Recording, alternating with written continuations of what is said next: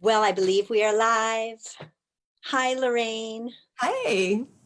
Hi, everyone. My name is Anna, and I'm very delighted to say hello and welcome you to the New York Open Center live. And I will have the pleasure of talking with Lorraine Goldbloom, who is one of our wonderful faculty members.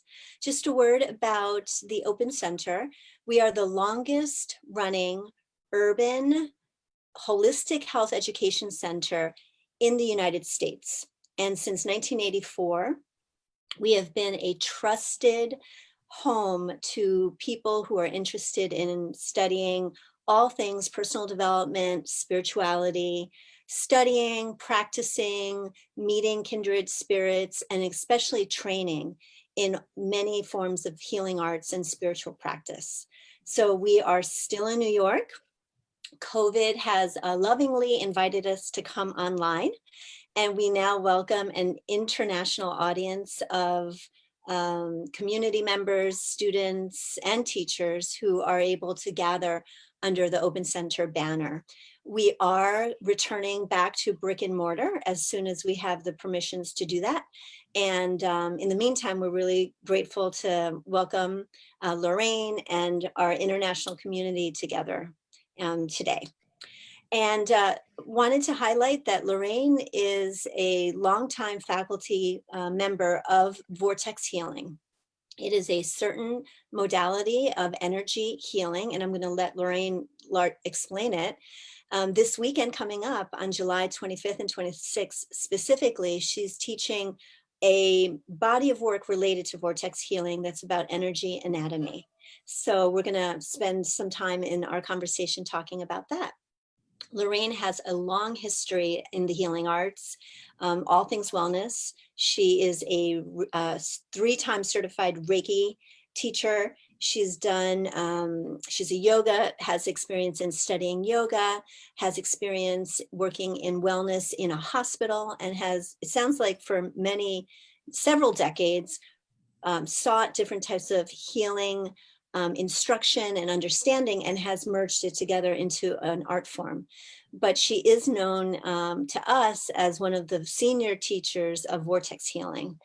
So I'm going to just kick off and say, first question off the bat, what is Vortex Healing? And then we'll drop into the energy anatomy side of things. Sure. Vortex Healing is, and thank you so much for having me on, by the way. It's really wonderful to be part of the New York Open Center and share in this great community. And I've really enjoyed the work that I've done so far with you guys, with the issue series and all of that. So I'm excited to bring Vortex Healing to the table. And Vortex Healing is a healing art. You know, it's a healing art that works with issues of any form, physical, emotional, psychological, to bring peace, to bring freedom. It's more than that, though. It is really a way of not just feeling better from the issues, but really awakening out of them. I mean, very simply, our issues bring us in an experience of separation. It cuts us off from the whole, the one. Our issues keep us out of being present, right?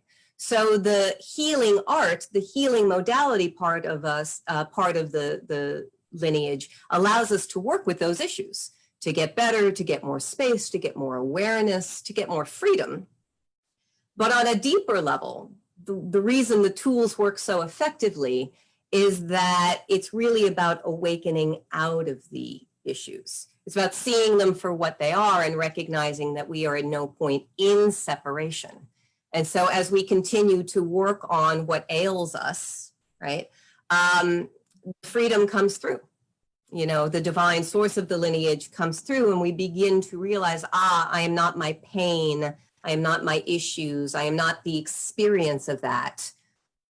I'm so much more. I am an expression of the one or the divine, or however you think about it. So we are in the business of working on issues, and issues sort of sit everywhere, don't they? You know, issues express on an emotional level, on a psychological level, on a body, physical level.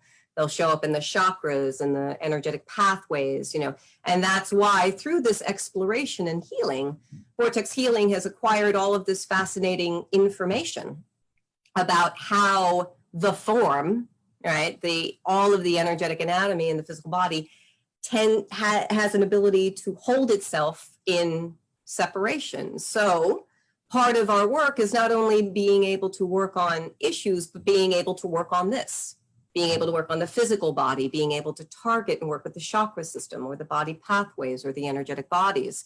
And just through the years of experience, it seemed a wonderful idea, to sort of use that information and help present an overview of what this is and how it holds itself in an experience of separation and how it can come back out. So that was sort of the inspiration of the workshop, because in dealing with healing and all of our issues, we have to work with all of this anyway.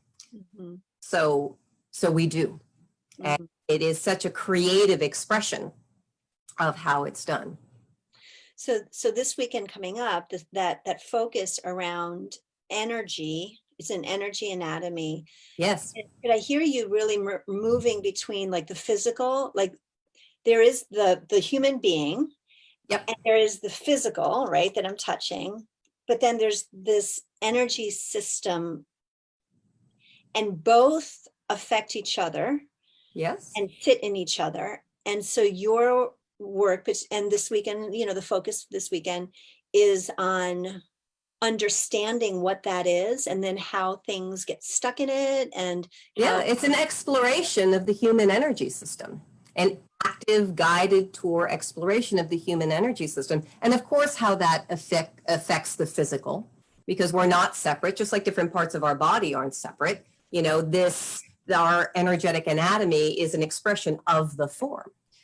So working on the chakra, working on the energy pathways, working on the energetic bodies, of course it affects the form. And when we're dealing with issues, say depression is a great issue I like to use as an example. If someone suffers from depression, if you've ever dealt with it, it's not just an emotional issue. It shows up physically, it shows up psychologically. You can track, if you're sensitive, you can track how depression lands in the chakras, in the meridian pathways, in the doshas.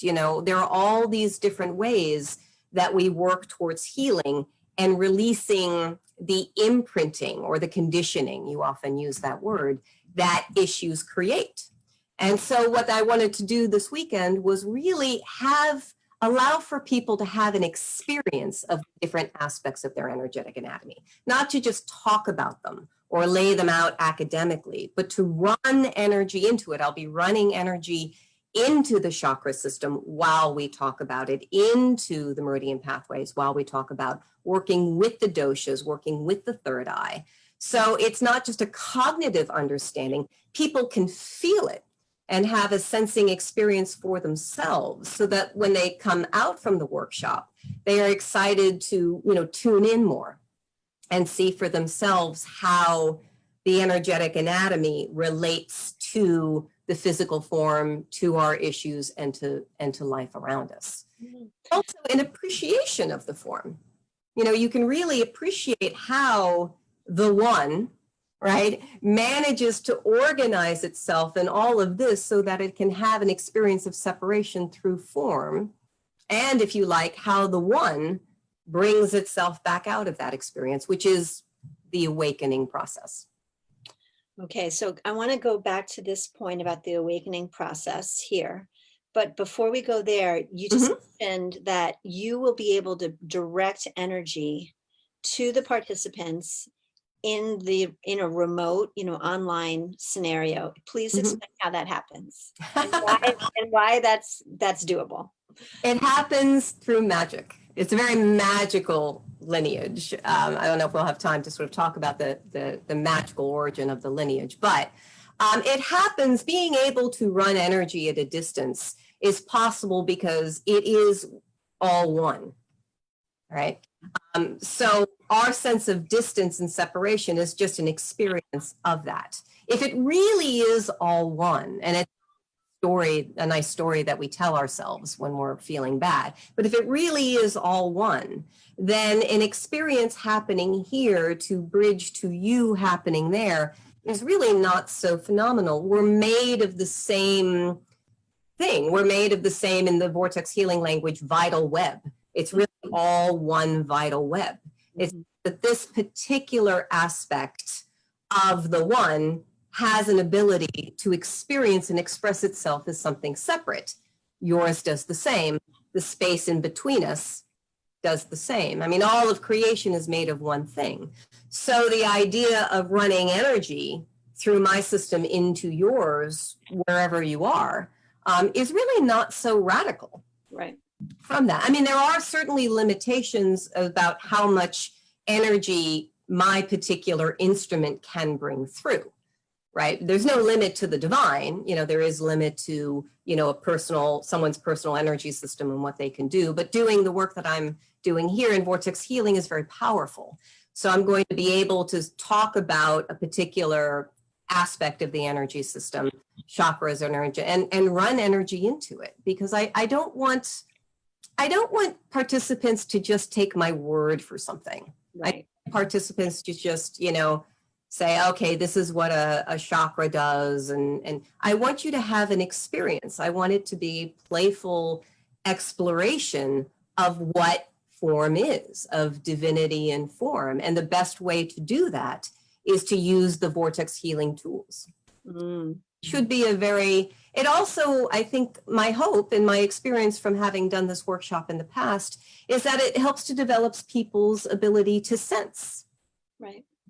By running energy into something. It's not just an idea of that, it's an experience. And a lot of times when people decide that they're not psychic or that it's simply because they haven't had the opportunity to practice, or more often because they have an idea, an expectation of what psychic ability looks like. They expect that it's supposed to be something visual, that they're supposed to see colors or something like that. But many of us sense in different kinds of ways. For example, my sensing was really developed from a tactile place, like something is fluid or it's stagnant or it's hot or it's cold or it's sticky. That is a valid means of sensing something. Or, sometimes I could hear a virus, clairaudience, or get a taste in my mouth if someone's system was toxic, and I had personally dismissed all of that sensorial experience for years because it never occurred to me it was psychic information. Thought, well, if I'm going to be psychic, it's going to look a particular way. But part of this process of this exploration is to allow people to have their own experience of what that's like. Just because I describe a chakra in this way doesn't mean that's going to be how you experience it.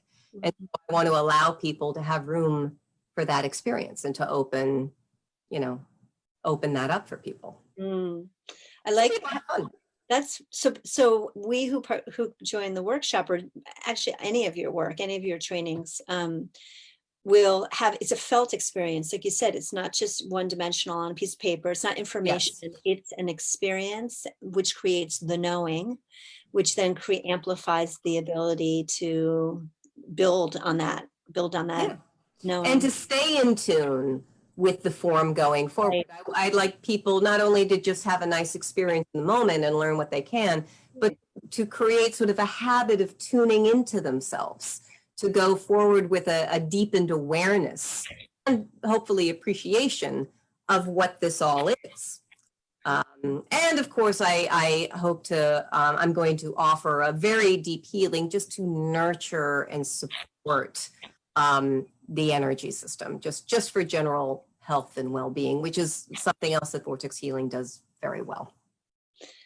So those who study vortex healing, part of the muscle that they develop is this ability to heal themselves, but also to transmit energy and heal others.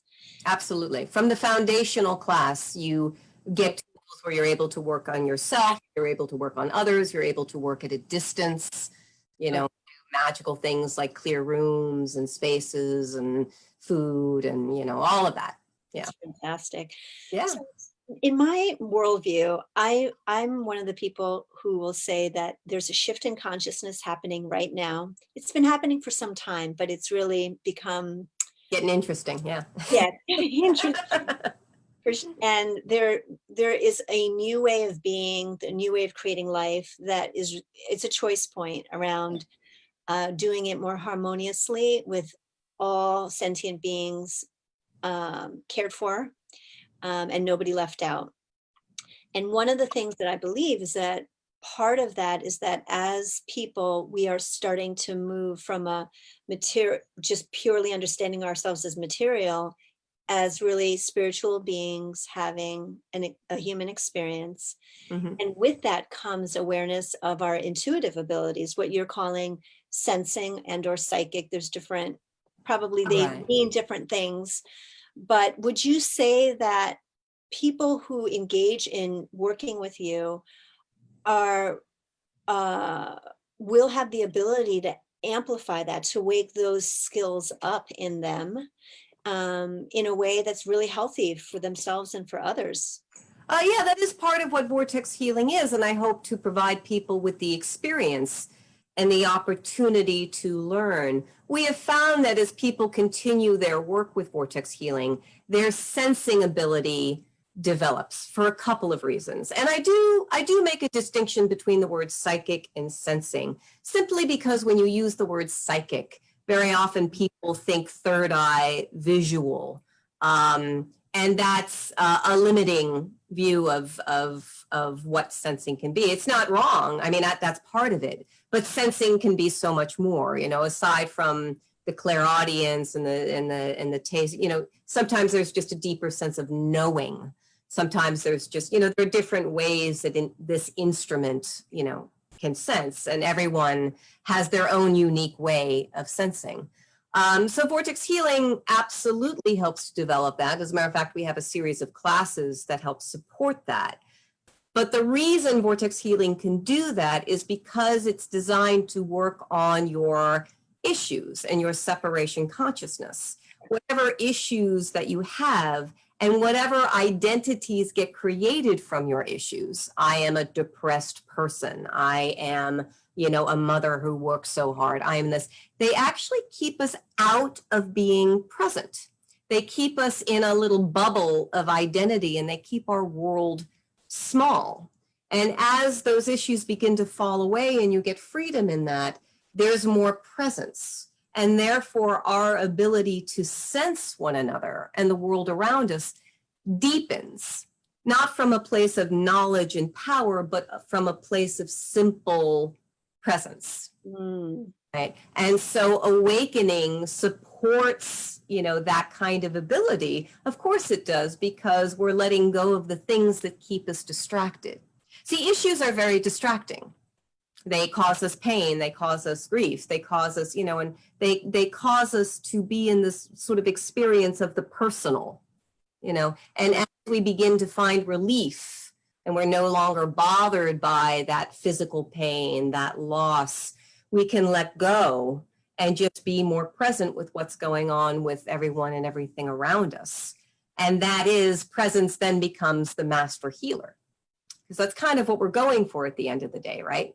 You know, we want to feel better, sure, but to be able to let go of that and be present is the point. And that is the awakening process. It's letting go of that sense of personal, that ego, that I, so we can actually be right here, right now.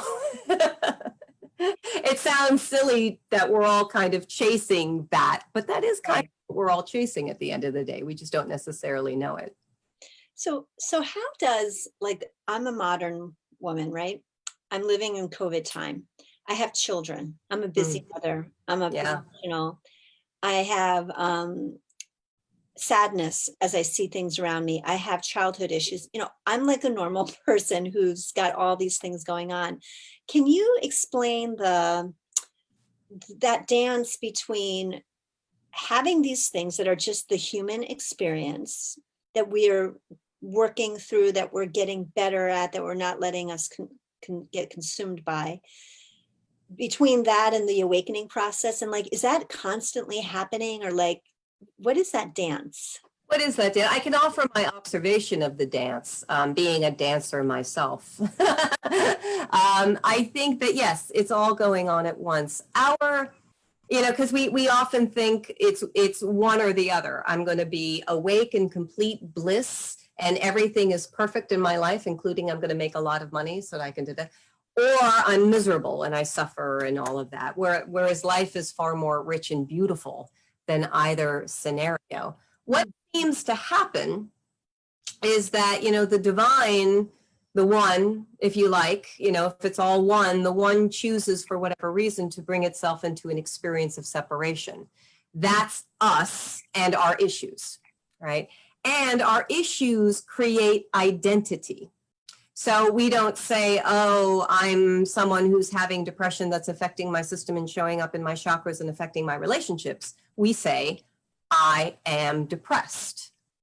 This with all of our issues. And these identities get carried over. And so we don't think of ourselves, we think of ourselves as a very limited being. I am a mother who has a lot to struggle with, and I am, and whereas there is accuracy in the fact that you're a mother and you do, I'm sure you work very hard and all of that.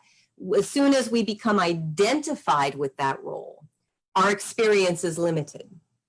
So our issues not just create conditioning in the form, not just imprinting, but they have a consciousness to them, right? They have a consciousness to them where we identify with it. So as we work on our issues, we let go of the imprinting and wherever it sits in form, which is part of the exploration of the upcoming workshop. But we also, that consciousness, that identity gets broken so that whatever is happening comes from a much freer place. So of course you will continue to mother and do all the things that need to be done, but without being identified with that action. And that's a much more present place to work from. We are much more present with our children when we're not identified with the role of being a mother and what we think we should do for them. I'm not, of course, suggesting you're like, no, I get that. Yeah. Identity that we, especially when the stakes are high, we want to do it right. We want to do the right thing, and identity gets created. But if we can let go of that, if we can let go of the issues like insecurity, fear, anger, all the things that sort of get in the way, and we can just be present. Mothering happens still, but it happens with more presence, even more love, even more compassion, because that separation consciousness isn't in the way. Does that make sense? Totally people have this idea that through awakening, people become a disengaged slab of tofu sitting on the couch, and that hasn't been my experience or observation. If anything, people are freer to engage with life, right, to be present with their family, with their work, with everything that the one chooses to do as creative expression through this form. I mean, here, what I'm taking into is like there's a collapse. You can collapse into the identity and become small, where you could be this expansive self that's serving in these different ways, but not limited by it. Even more than that, even more than expanding, to actually let go to what we all are, which is, the one or divinity playing through form. So yes, identities keep us small. They're always limiting. They are always false, even though they may be accurate. They're false in the sense that that is not the truth of what you are. We are the one playing through form to mother, to teach, to love, to do that. And as we let go of those identities, which are created by our issues, they're in the relationship there, then there's just more freedom. So another way to think about it is, if you're like me and you're drawn to learn a healing modality, you have a list of things to work on, right? I am sad, I am angry, I have this physical pain.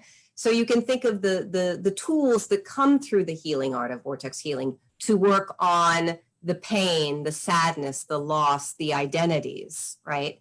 But the deeper level of awakening that comes through the lineage works on that I that holds it all together, right? If I were to list all of my issues for you, which I won't take the time to do, believe me, the thing that they all have in common is I am fill in the blank. So as we work on all those things, Right.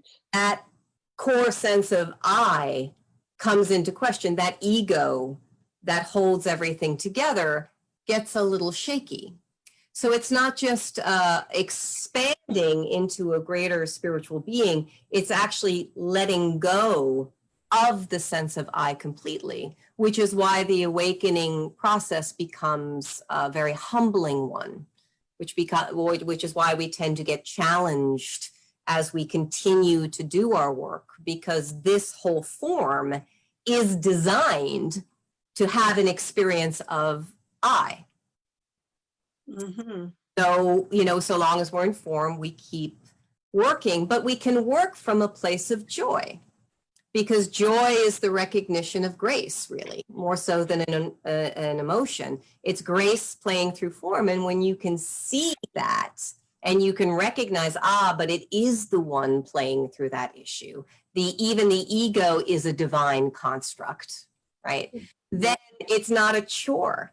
It's a playful exploration that just continues to bring space, freedom, and presence.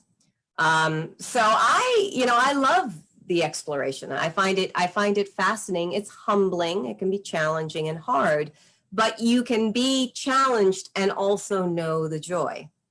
Both happen at the same time. So again, there's this deeper engagement with life. Wow. When is the body what's the term, like when there's an issue and it becomes embedded in our chakras or in our energy system, and then maybe even expresses itself as a physical pain, is that part of the plan, that we would be able to it's giving us information and then inviting us to work through to release it? Well, you mean part of the divine plan? Yeah, like is that hard to speak of the divine plan? We can muse at it. Yeah. But, I can only guess and enjoy musing with you. But I would imagine my own imaginings. If I am the one, if I'm the divine, if I'm all there is, the only thing that isn't known is what it's like to be in separation. So it seems, for whatever reason, the one, the divine, has a play of experiencing itself through form, which is an experience of separation. And so it creates bodies, it creates issues, it creates a complex energetic anatomy through which experience of separation can be played at. And then at some point, the one chooses to bring itself back home.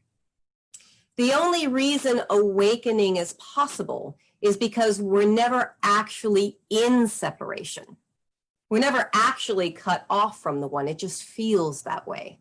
So at some point, if there's only one, if that holds true, then the divine, the one, brings itself into issue, separation, and suffering, right?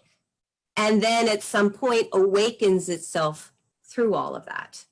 So from my point of view, as a karmic being with issues, with stuff to do, the best I can do is sort of pay attention, do my work as I feel inspired. If I feel inspired to meditate, I meditate, learn a modality, I do that, because I think I'm making these personal choices because I have an experience of being a person.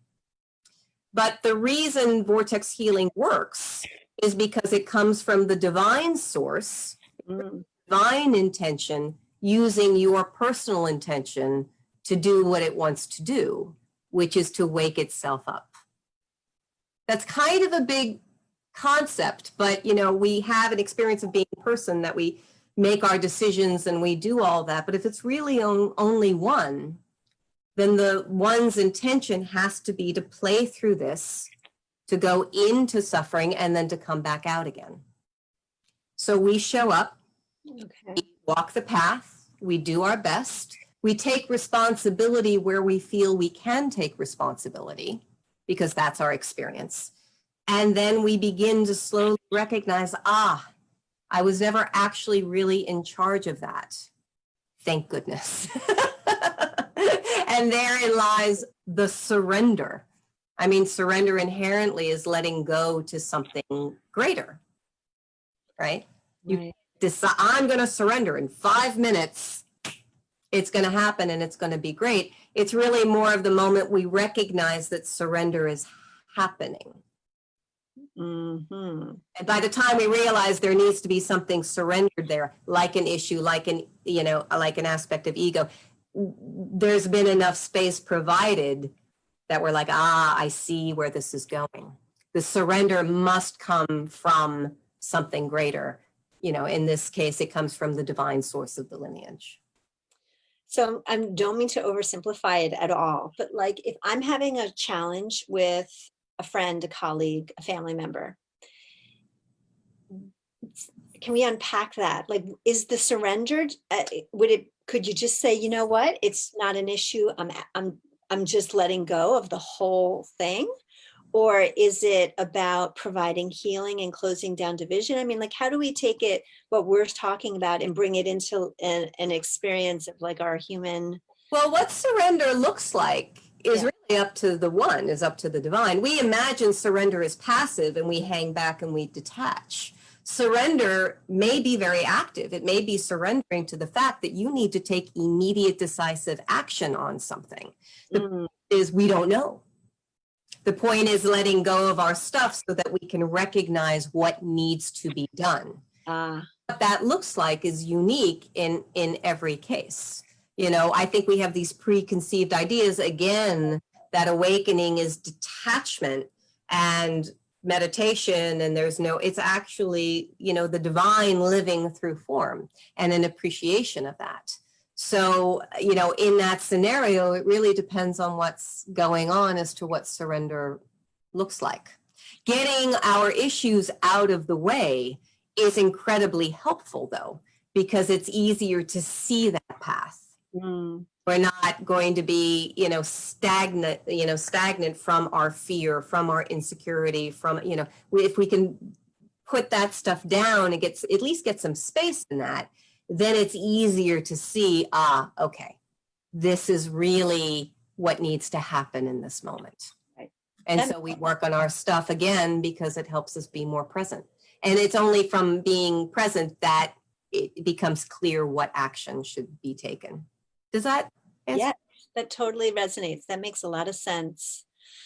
So we have some questions, and I'm going to invite other people into our conversation. Okay. So the first question is, can you expand on the human energy system for somebody who's totally new to this? Like, what is energy? That's a great question. Expanding on the human energy system. This is, by the way, this workshop does not have any prerequisites. It's perfect, actually, for someone who is unfamiliar with a lot of the stuff that I'm rattling off. The chakra system. We're going to sort of talk about this, and they're all basically different ways that the divine, sort of manifests itself in and as this. All right. So we're looking at parts of the form that are more subtle than the physical body, but that doesn't mean they're less important. If something goes wrong in an aspect of the energy system, it will absolutely affect the form. This is why, for example, we talk about energy pathways, the meridians. This is why acupuncture works on the physical body, because it is a particular subtle system of energy pathways that feeds directly into the physical body. So if you can release blockage there, the form gets better. So when I'm talking about energetic anatomy, I'm talking about the form that is more subtle than the physical physical form, but no less important. The question, what is energy, is a much bigger question. And we actually do make a distinction in Vortex, talking about the difference between energy and consciousness, and how they make up the form. They're both part of creation. The energetic aspect is very active, and we sort of work through that, but is never separate from consciousness, which is kind of another discussion. But in terms of the energetic anatomy, we're just looking at subtle layers of the form and to demonstrate its importance. Right. And I love what you're saying too, that to have an embodied experience with it, that you'll guide us through. Mm-hmm. So another question, can we go beyond the intellect, focusing on understanding using vortex healing? An experience of that separation and the release of the imprinting of our issues. So I don't know, did we understand that question? Can we go? I think so. I think it's kind of the point of the work. Okay. Can vortex healing be used to let go of all the stuff that I'm talking about? Right. Yes, that's the point. That's what makes it effective. And it's an effective healing art to work on issues as they express emotionally, physically, psychologically, all of that. Bringing release and bringing awareness to. That is kind of how, when I was a kid, when I studied vortex healing as a foundational student, I had no thoughts of being a healer, much less a teacher. I was just curious. It sounded cool. I was very impressed by Rick Weinman, who is the modern day founder of the lineage. The teaching goes back thousands of years, but in modern day, Rick Weinman is our lineage holder. And I liked the guy. And I was very impressed with his body of knowledge for stuff. The reason I kept coming back to classes is because it worked. I mean, we want people to have a positive experience, but at the end of the day, when you're sick and you're working on a virus, or you have, does this have an effect? And the answer in my experience is that it did. And being a personal trainer and yoga instructor, I brought that work to my clients who had practical physical issues, frozen shoulders and knees and arthritis and all of that. And so I kept coming back because it was effective in that way.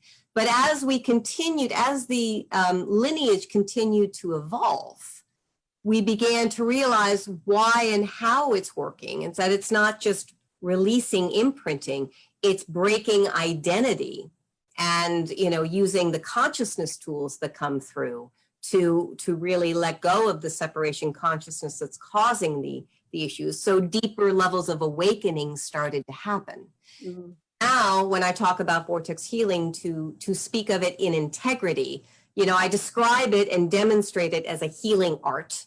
Right. You have issues, you go after them for practical reasons and for a practical experience. But in integrity, it's really about awakening, because it's really that awakening that plays through the form that gets itself better. They really become one and the same at the end of the day. The ultimate healing is the awakening, and then the awakening becomes the ultimate healing. So for practical purposes, the issue series are target, discuss, and go out issues. For energetic anatomy, I'm exploring the form and how the one keeps itself in an experience of separation through this, the functioning and the experience. They both kind of lead back together into the one thing. Wow. I don't know if that answered the question, but. Right. It made a lot of sense to me. And can we talk a little bit about how those who are interested can access you more? So I went to your website. It's fantastic. A few things I noted was that there are courses being offered internationally. So yes. This is an international modality. It's a modality that's known and recognized and sought for internationally. Yes. I did notice that you have the issue series, which you talk about, where you're able to break down depression, anxiety, loneliness, and kind of hone in and discuss each in relation to vortex healing. And then you mentioned foundational work. Yeah. And it's a 5-day program. You do offer it at the Open Center. It needs to be done face to face. So we know that, and we're figuring out that. Right. But how does somebody dive into you more? We've got this weekend coming up. There's a lot happening. Yeah. A quick overview of Vortex Healing. I'm one of 6 Vortex Healing teachers. Okay. Vortex Healing teachers in the world, and it doesn't sound like a lot, but we get around, you know. Well, we have a teacher who teaches in London and Holland. We have classes in Finland and Argentina. I take higher level classes to different parts of the world, but primarily I teach in the East Coast. I teach in New York, I teach in Massachusetts, I teach in Toronto, I teach in Virginia.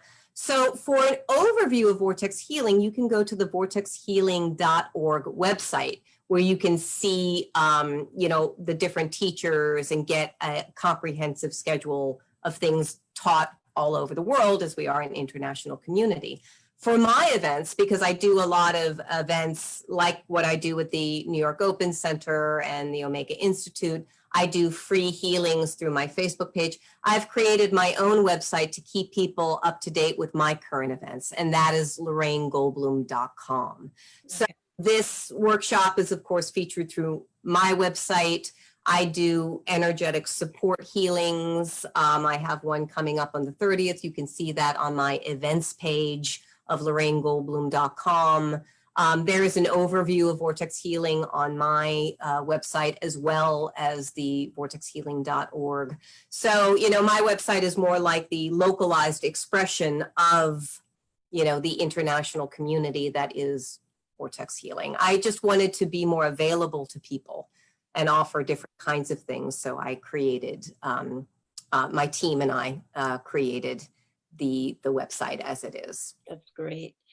So could somebody begin studying with you at the foundational level and then move through the different levels? Yes, there are many courses. You know, the foundational level is complete unto itself.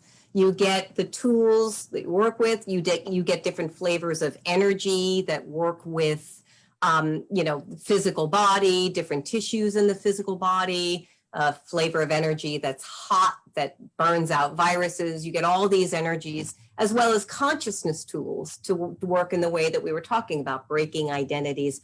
All that comes from the foundational level of training, and you will be able to work on yourself, others, distance, you know, all of that. And it is really complete unto itself. That class, as you say, at the moment is not offered online, because we want to be sure that if we were to bring that class online, it would be done well. And there's so much more to that class than just the tools. You know, we really talk a lot about awakening. It is a truly transformative process. And if you're going to do that, we want to make sure that we create an environment that's safe and supportive for that to happen. So that's, you know, that's a work in progress, and why it's not offered online yet at the moment. But if someone is really enjoying Vortex Healing, that's great, because we have plenty of other classes as that work just continues to deepen. And, you know, something that Vortex Healing does, as the energy system, you know, as you go through classes, the energy system gets stronger and more fluid, because the less separation consciousness that's here, the more effective an instrument this becomes for healing tools. So Vortex Healing actually develops the system as it goes. It's not just getting more stuff, it brings more freedom to the form. So other things become possible. So then, you know, there are a number of other classes that we offer. Some are just more advanced healing tools. Some classes are really more about the awakening, you know, that comes through, and looking at that from that point of view. And then at the end, at the sort of the top level of trainings, those healing tools and those awakening classes sort of come together again for the reason that we talked about, that an instrument needs to be free in order to bring through the highest level healing tools. Right. That awakening can't come through an instrument that is really bogged down in that stuff. Otherwise, it wouldn't be effective. So part of Vortex Healing is to develop that. And so people get stronger and more fluid for whatever kind of work they do, be it Vortex Healing or whatever other work that they do. So that sounds amazing. And could you tell me, what is a typical student like? I mean, is there such a thing as a typical student who's journeying through vortex healing with you? I don't know if there's a typical student. I mean, there are a lot of people these days, many people are interested in awakening. And you have wonderful teachers out there that reflect that, Adyashanti and Eckhart Tolle, people are really resonating with that because I think the world is waking up, and it's really starting to. So we get a lot of people who are drawn to vortex healing from that angle. We also get a lot of people who are interested in healing. They have personal issues, physical, like that they're struggling with, and they're looking for tools, or they are healers themselves that are looking to expand their repertoire. We don't demand people be exclusive to us. We play well with others, and most people who come to vortex healing classes, they come from somewhere, right? So they are, learning and growing and adding to that. And then there are people like myself who kind of just stumbled into class just out of curiosity. I was like, oh, this sounds interesting. I want to do this. I'm interested in learning, and exploring stuff. And I just kind of stumbled on in with no agenda whatsoever to be a healer, much less a teacher. But I really enjoyed it. And I enjoyed the results, and I enjoyed the community. And I just kind of kept coming back from a sense of curiosity and playfulness. And I just turned out to be very blessed that it became my, vocation. Had I started studying this work from a place of, I need to master this, and I wouldn't have enjoyed it so much. Right. That curiosity is a wonderful. I think that is one thing that all vortex students have. Right. It comes from the curiosity and the learning of how this, can be free. Mm. And so, there's no, it can be whatever, however the one brings you to us, we are happy to have you. Fantastic. And you did teach the foundation at the Open Center in January, February, did I? No, I taught the issue series. Oh, you did? I taught the issue series and, as a 5-week series. I was scheduled to teach the foundational before everything shut down. So instead of just not doing anything, we adjusted with the energetic anatomy class, which I've also taught at the New York Open Center and in Toronto and all of that. And I thought this would be a great way to allow people an experience of vortex healing until we, figure everything else out. It's very user-friendly and fun.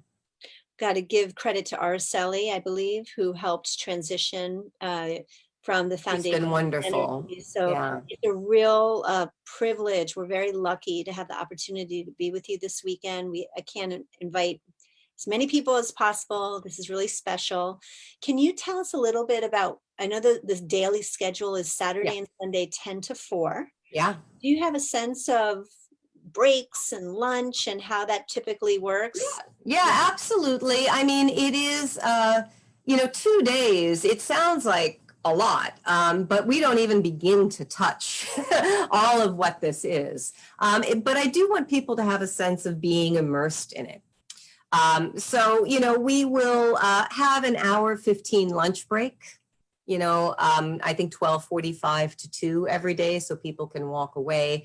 And then, as I talk about something and then I run energy into it, people will need, shorter breaks.